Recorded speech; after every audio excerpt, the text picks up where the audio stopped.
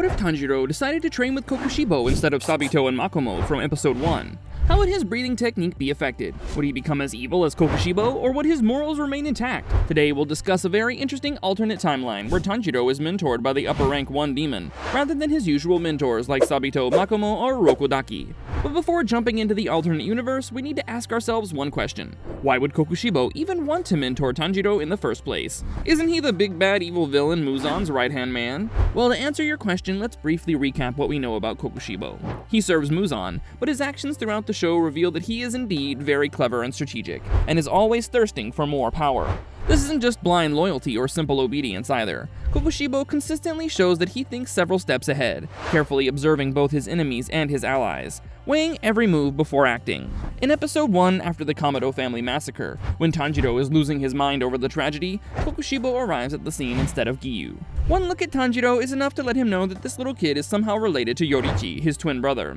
Kokushibo is aware of the devastation that a sunbreather can cause, having experienced it firsthand during his battle with Yoriichi. This gives him the idea to manipulate Tanjiro and make him learn a corrupted, weaker version of his moon breathing, so that Kokushibo will be able to use Tanjiro to defeat Muzan someday and become the reigning demon king. This is why he decides to take in Tanjiro as a student. The second question is, why would Tanjiro accept his offer when he just saw his family getting turned into a bloody smoothie at the hands of a demon? At first glance, it feels completely out of character. Tanjiro's entire journey is fueled by grief, rage, and almost an instinctive hatred toward demons, especially in the immediate aftermath of his family's massacre. This is where Kokushibo's masterful manipulation tactics come into play. Tanjiro is in an extremely vulnerable position that night. Kokushibo tells him that if Tanjiro doesn't become stronger, Muzan will come for Nezuko next. This fills Tanjiro with determination to become stronger, for the sake of keeping his sister safe. If that means he has to take lessons from a disgusting demon, then he's willing to make that sacrifice. Kokushibo's brutal training is significantly different from that of Urokodaki's.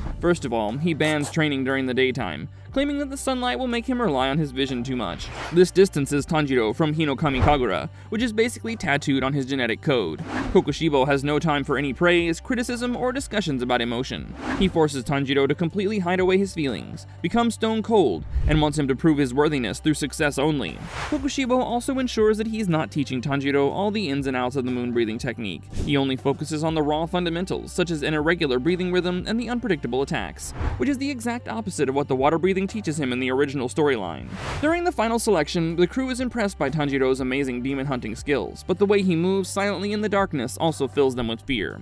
In the Tsuzumi Mansion arc, Tanjiro's alliance with Zenitsu teaches him a valuable lesson about speed. He focuses on ambushing enemies from the shortest path possible, just like a lightning strike. Zenitsu's movements are not about prolonged exchanges or drawn-out duels. They're about explosive acceleration and ending the fight before the enemy even has time to respond. He approaches his enemies from their blind angles, his sword arcs curving unnaturally, reflecting his moon breathing. This unpredictable movement confuses Kyogai, who switches up the rooms when he sees people rushing straight at him. His mind-bending tactics no longer work on this cold-hearted Tanjiro, making him easily defeatable. At Mount Naragumo, Tanjiro's battle with Rui is quite different from how it happens in the show. We know that Rui feeds on guilt and emotional instability to attack his prey. In the original timeline, Tanjiro had to really work on his emotional resilience and resist the mental trauma that Rui inflicts on him. However, this time around, Tanjiro is emotionally dead, and instead focuses on the lessons Kokushibo has taught him. Rui also recognizes this is not sunbreathing that Tanjiro is using, but something much more sinister. Later on, when Giyu arrives at the scene, he can smell Kokushibo's influence all over Tanjiro, and the demon core starts keeping a close eye on him. At the Butterfly Mansion, despite getting his butt kicked, Tanjiro maintains his composure, not expressing any anger or hostility. Instead, his speech is precise. He listens and obeys, and Giyu immediately senses that something is wrong. He can tell from his controlled breathing rhythm that he's practicing some ancient, forgotten technique. Meanwhile, Shinobu's scientific approach also reaches the same conclusion, that Tanjiro has mastered the art of pretending like his traumas simply do not exist. Gyomei can sense by praying next to him that Tanjiro is being pulled towards a dark path by someone else's influence. In the Entertainment District arc, when Nezuko loses control and goes berserk, Tanjiro reacts differently this time.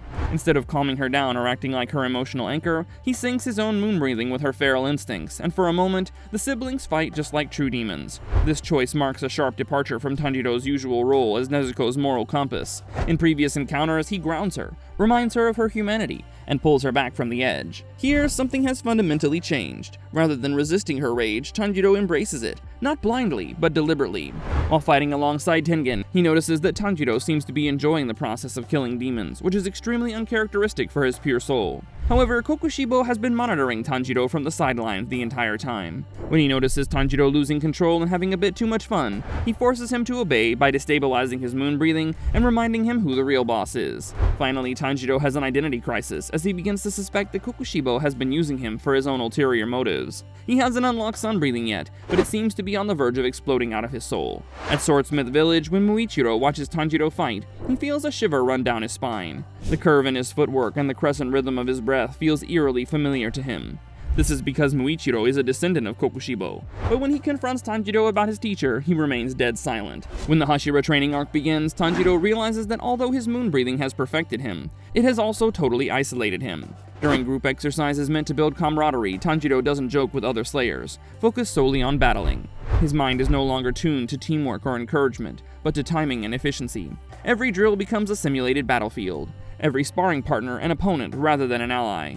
His allies begin to fear him and keep their distance. For the first time since episode 1, Tanjiro allows himself to feel sad as he yearns for a connection. He starts questioning Kokushibo's entire training philosophy, realizing that no matter how strong he becomes, he will always be a slave to him. Fueled by his newfound resentment of his master, Tanjiro is practicing by himself one night when he feels his temperature rising, almost as if he's burning with a terrible fever.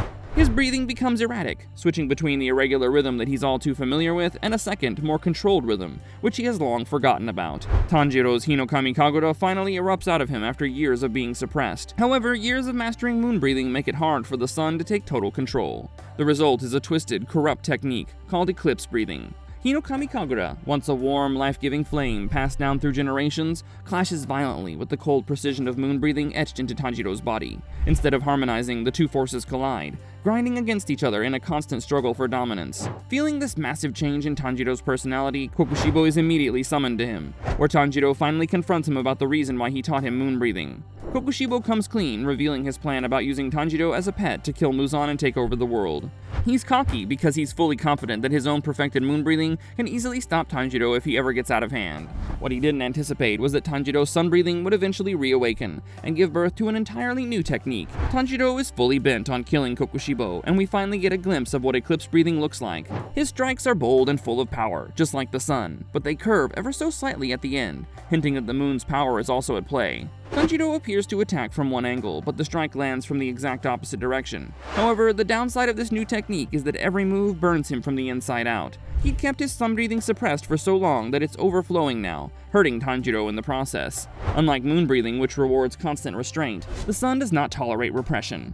The longer its power was buried beneath layers of discipline and shadow, the more violently it demanded release. Now that it has finally broken free, it surges through Tanjiro's body without mercy, scorching muscles, tearing through his lungs, and setting his nerves on fire with every breath he takes. His eclipse breathing totally overwhelms Kokushibo, who does not stand a chance in front of this monster that he himself has created.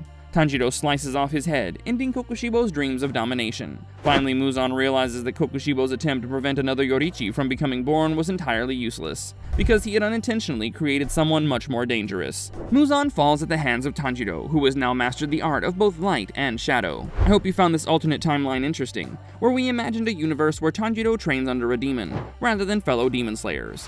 This theory shows just how powerful sun breathing is, since it always finds a way to shine through, no matter how much it's suppressed. If you'd like to watch more videos with similar crazy theories, click on the video being shown on your screen. Go ahead, click it.